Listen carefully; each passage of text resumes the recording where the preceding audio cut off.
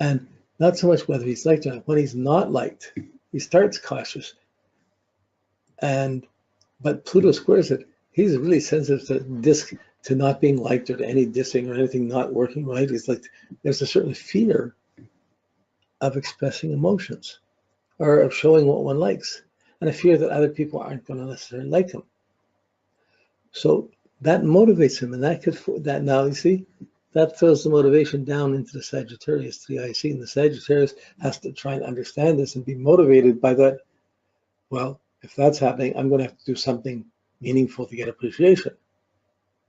It's there in the moon, there's a need. So he's going to be searching, but he's certainly impressive. So if he got into music where he's listening to something or design, he's going to be very sensitive to what's good or what's bad and almost intolerant if something's not right, but very threatened if anybody puts him down or doesn't pay attention to him. So it makes it difficult. It makes them threaten. Like when you have Pluto square Venus, there's a tendency to not feel love, to not be wanted when you're born. So when you get older, there's a tendency to want love really much, but also be threatened by the demands about it or any kind of put down or anything that's not working, and to be really threatened by it easily. And that can create a difficulty in surrendering or trusting one's own emotions, which is key to his security. That Venus in the 4th house, it's cautious, it's practical. So in a job and relationship, you may do everything that has to be. I have to do this, I'm going to make this, I'm going to do this, I'll take care of this. But he couldn't necessarily surrender and just wait for things to happen because he would think they're not going to come. This is the emotion side. The emotions, so the magnetism, Capricorn is very controlled. So he's not going to be the first one to project, oh, I love you or I like you. He's going to try and wait to see if you like him first before he would show his cards around that. But still, Venus in the 4th house, it's the place where you put everything out and you're responding, where you take the deepest response to other people. So he does respond to other people emotionally, but he's easily threatened. If someone's close to him and then backs off, he would be instantly threatened. If he's in a relationship and someone wants more attention, he's busy thinking or busy doing something, all the other person do is to stop talking and ignore him, and he would be instantly threatened. And then his reaction to that would tend to get magnified. He'd want to explain it, want to talk about it, and he'd tend to magnify it.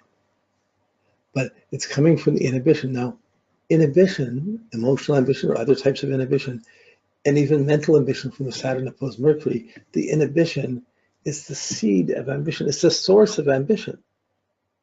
So if you're not content with something, it's telling you have to fix it. I'm going to have to work to fix it. So he has to work to achieve something, the Capricorn, to get respect for his values, for what he values. So if you're thinking as an astrology student, he has to learn this stuff well and really learn it well till he can get the respect for what he knows, so he can be appreciated for being good. Wow, then he would shine. But if someone didn't like what he was saying, oh boy, you would have trouble with that. Okay, so you have a person, see, your chart is the situation when you're born, it's also what you carry with you when you go. But you have the Mercury in Pisces, the cosmopolitan, mystical thinker, very diversified thinker, but you have a lot of really restrictive domestic and home situations. Not all, you can't judge it at this point. You just sense it, you just see this with Pluto to Venus. Over-controlled emotionally, or over-threatened emotionally, and often afraid of love, afraid of surrendering, of trusting. It doesn't mean it's not sensual, it doesn't mean it doesn't have emotions. It just means when someone's there, if someone's there too soon, it's a threat. If someone pulls away or backs off, it's a significant threat. And when he gets certain, he's not going to express his emotions, he'll pull into himself more with it. But he wants to explain with his mind and his mood, he wants to explain what happened. But while he's explaining, it's not likely he's going to be trying to get close to explain. He wants to get explained so he can get back to closer, to feeling more. Meanwhile, someone else could be intimidated, not wanting to explain because you're not being close. Be close and then we can explain. Possible. It's in cardinal signs. The Pluto is 10 degrees to the moon. So it's in effect still basically a conjunction to the moon. So when he was born, the mom had a rough time. It wasn't really that supported. The Pluto to the moon, Pluto to Venus. He was brought up by parents who were having it tough, where it wasn't easy. So because that's there, it's hard for him to, he almost could blame himself for causing that difficulties for his parents. They probably blame it on having the kid too. Doesn't mean he'll bring up your kid and things don't change, but that's still part of this pattern. So that's how so there's a sensitive Venus wanting to be appreciated, but is it ever good enough? Is he ever good enough? Is he ever appreciated? There's an inherent inhibition, even though he's wanting to be appreciated, and a fear of not being liked. That can come out as a drive to have to be best, but it comes down and that goes in from the fourth house, goes down to the IC. It takes the impressions and he gets motivated. I have to understand, I have to expand, I have to do something with it, I have to go, I have to learn about this, I have to do something with this, the Sag. I gotta try, I gotta move, I gotta get out of the country, I gotta travel, I gotta do something. There's the Sag on the IC, motivated to understand and learn. That ties into the Jupiter, which we've talked about how it affects the other planets. So the Saturn and Venus are on the cautious side. The Mercury and the Moon are wanting to be communicating, expressing, but they have, one wants to go, Moon wants to express too much, and this Mercury says, well, I can't say here, no one's listening, why should I can't talk about this here. But then, okay, then we see the Sun, and the Sun and Mars we can pretty well handle together. The Sun is in Aquarius in the fifth house. And there's a performance. It's not just the Mercury's thinking the sixth house of service, but the Sun is, I got to be performance. This is how one gets feedback. It's like if you're an artist, you learn how to respond to the audience. If you're playing music, you learn how to, if the audience is listening, you learn how to respond. So he's going to want to have skills that lets him play or be responsive. Okay, so his Sun is conjunct Mars. So this is a very creative factor. This is, I got to play, like the fifth house usually has to play, being creative. Well, this is Aquarius play. Aquarius has a plan, has a strategy, but the Mars is there pushing it. I got a plan, let's go for it. Let's go make this happen. I got to do this happen. I got to make that. I got to do this. Okay, so that's a powerful factor for the Sun to live creatively. Do something that's creative so people will notice you, get attention, and like your creativity, and then you get the good feedback that motivates you to do more. Okay, so the Mars, Mercury, Sun, this is all, it could go to a designer, a composer, a writer, like it's smart. And there's a need to act on the ideas and to make things happen. So there's a doer, but why bother if no one cares? He's doing things because as he gets responsibility, he does things, but if people give him bad feedback, it really affects his performance. That's the nature of the fifth house. But the Sun, Mars is driving. It's very assertive adrenaline. It's got high energy to make something happen. When he's pumped and he's doing things, he's got energy and adrenaline. Okay, so the Sun to Mars, it's a debate whether you call it positive or negative. It's high energy, if anything, a little too strong, a little too assertive. So if he has a strong idea and he feels strongly about it, he's going to be powerful about it. He would fight for his ideas in a fixed way. He would, I believe this, I'm doing this, this is what I know, I'm doing this. And other people might take offense at his assertive determination. But really, it's a playful determination. I got to prove this, I got to do this. So anytime he needs to build his confidence up, he needs to add a skill, add something creative.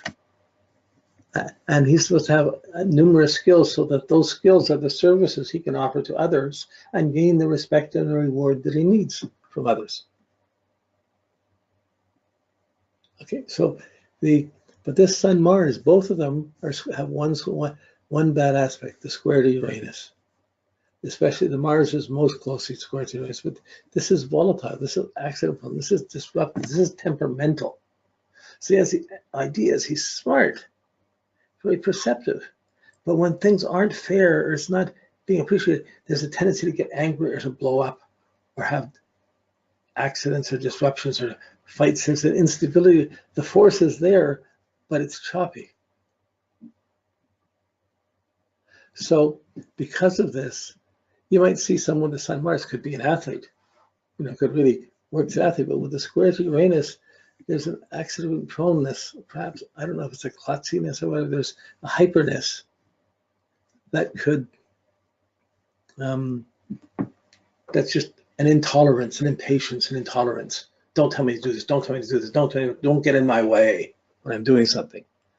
So he has this determination to do things and to act on his ideas, to put his strategies and his plans in motion. But he's inclined to run into disruptions to it. So running into disruptions, we all do, but he runs into extreme disruptions that really upset him or interfere with him, upset the plan. Then he feels threatened, not appreciated. He feels threatened, not appreciated, and could easily blow up. So this Uranus creates an insecurity to the confidence and to the strength. It makes a little accident prone, but it also makes the Sun a little bit not being quite so confident. Should I do this? Should I do that?